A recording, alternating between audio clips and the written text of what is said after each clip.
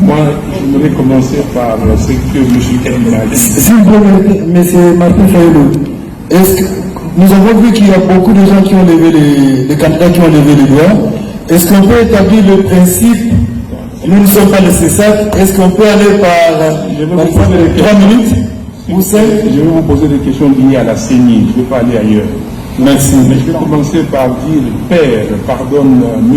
Kadima et les membres de la CENI pour leur volonté de mener un processus électoral opaque.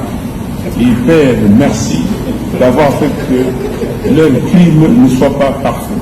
Je vais commencer par là, parce que nous sommes venus ici, comme dit Augustin Matata, par politesse. Ce n'est pas ça ce que nous avons demandé. On vous a demandé une réunion entre les candidats présidents de la République et la CENI pour se fixer, se convenir des règles du jeu. Et vous venez ici comme si vous amenez des écoliers, vos écoliers au zoo, et leur dire voici les espèces d'animaux qui existent dans le monde. Non. Ça c'est quoi exactement ça? Mais regardez, M. Kadima, membre de la CENI, voilà les rapports des 68 pages de l'OIF. Voilà comment l'OIF fait la synthèse. En 3 lignes, on dit ceci: un fichier électoral inclusif, c'est le fichier de 2018, exhaustif et actualisé, mais perfectible, et donc nécessitant des améliorations ayant fait l'objet des recommandations à court et moyen terme en vue notamment de son affichage provisoire pour permettre d'aboutir à des listes électorales définitives conformément à la loi. 68 pages. Vos amis ont fait un audit que j'ai ici, c'est torchon de 137 pages. 137. Il n'y a rien. Dans ce document, il n'y a même pas le nombre d'électeurs qui ont été enregistrés par la CENI. Il n'y a pas une recommandation pertinente. La recommandation qu'ils ont donnée, veuillez donner au candidat, au candidat président de la République une liste expurgée pour, monter la confiance. Et vous ne l'avez pas fait. Vous ne l'avez pas fait. Le 30 juin, vous nous avez dit que vos auditeurs ont demandé de donner des listes. Je vous avais dit que c'était une exigence légale. Allez consulter les articles 6 et 8 de la loi électorale. Donc, nous sommes là, nous sommes venus ici, et vous nous présentez cela. Vous dites ici que vous avez dépensé déjà 800 ou reçu 800 millions de dollars, et au total, vous allez en recevoir 1,1 milliard pour ces pays où les gens souffrent. Il y a 27 millions de Congolais qui cherchent à manger. On cherche de l'argent, on ne trouve pas. Vous dépensez de l'argent pour faire des atlas. Ici, je ne sais pas quel marché, qui a gagné ces marchés, et venir ici nous présenter ces documents. Monsieur Kadima, les fichiers électoraux, c'est l'essentiel, c'est la base des élections. La question que je vous pose, est-ce que nous irons aux élections avec 43 955 181 électeurs ou comment? Pourquoi je pose cette question? Aujourd'hui, vous avez recommencé le processus d'enrôlement de l'électeur. Il y a des gens qui vont pour se faire délivrer des duplicata, ils arrivent là-bas, ils ne trouvent pas leur nom. J'ai fait l'expérience même ici chez vous. J'ai envoyé 10 cartes d'électeurs, parce qu'on peut le faire ici. J'ai reçu 4 où on a trouvé les noms. Et les autres, on n'a pas retrouvé les noms. Et à la cité, quand on ne retrouve pas les noms, on demande à ces requérants de remplir une nouvelle fiche. Donc, ça devient un nouvel électeur. Nous allons avec combien d'électeurs? Et qui est fou dans ce pays, dans ce monde, pour accepter d'aller dans un processus où on ne connaît pas le nombre d'électeurs? Moi, je vous ai dit, et je le répète, on vous a utilisé parce que vous êtes spécialiste d'observation électorale, vous connaissez toutes les fraudes qui existent en Afrique, et vous venez ici pour proposer ces fraudes-là. Parce que l'imprimante thermique a été utilisée à dessein, et vous saviez que les données, les écritures allaient disparaître. Pourquoi maintenant vous achetez des imprimantes normales? Donc, Je vous pose une question. Dites-nous, à la date d'aujourd'hui, dans combien d'antennes vous avez déployé cette liste? Combien d'antennes ont déjà reçu des listes et combien d'antennes ont fiché ces listes?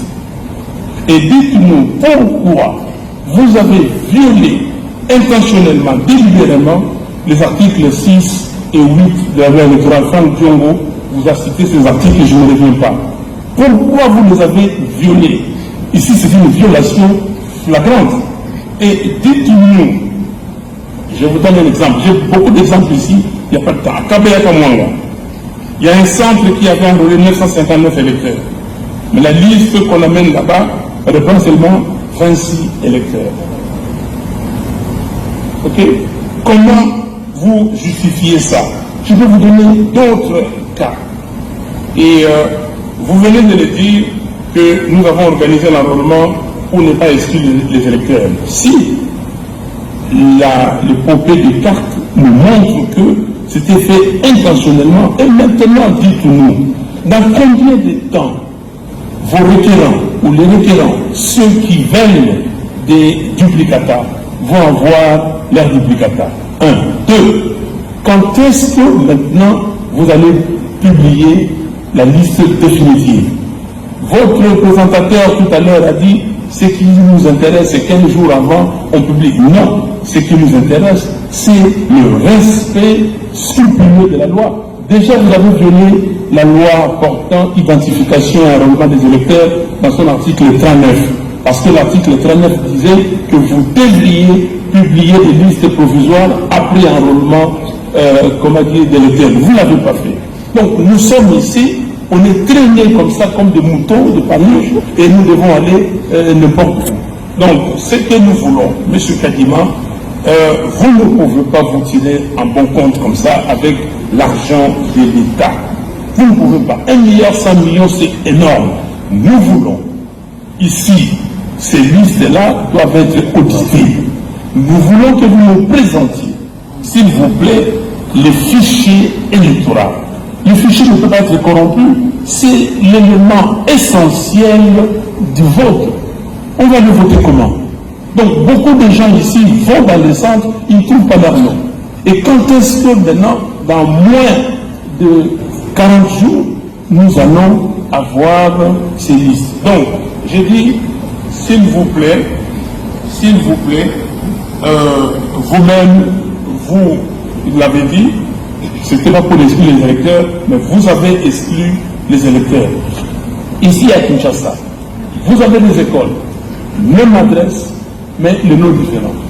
Vous avez des fois adresse, écoles différentes. Donc, qu'est-ce qui se passe réellement? Donc, vous venez ici, vous appelez les corps diplomatiques, on va dire, voilà, tout ça, on va signer les codes de conduite. Qui est faux ici pour signer un code de conduite? Vous, quel code de conduite vous signez? Nous allons nous mettre avec vous, Monsieur Fabien. Oui. Vous exagérez un peu. Je n'exagère pas. Non, écoutez-moi. Je n'exagère pas. Vous êtes en train de donner des déclarations générales sans pouvoir être spécifique. Nous ne pouvons pas. Vous parlez en général comme si vous faisiez un discours politique. Il faut nous donner des éléments concrets. Est-ce que vous êtes sérieux? Nous avons publié la liste justement provisoire pour que les gens viennent nous montrer les défaillances. Mais vous, comme vous êtes dans un élan politique, vous êtes en train de citer des choses sans donner des détails. Non, mais je vous donne des détails, M. Kadima. Moi, je vous donne des détails. Vous exagérez. Je n'exagère pas, je vous donne des détails. Je vous ai dit, est-ce que l'audit que je montre ici, c'est pas le détail? Votre discours-là ne tient pas. Non. Vous appelez un document un torchon, mais en même temps vous reculez aux recommandations de ce document. Vous vous contredisez. Non, je ne me contredis pas, je ne me recule pas. J'ai arrêté ça. Les recommandations, c'est les recommandations de l'audit de l'OIF. Et je vous ai dit que dans votre document, il n'y a aucune recommandation pertinente.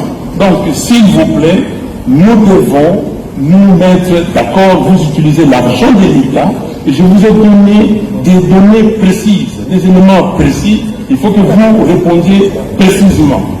Merci. Merci.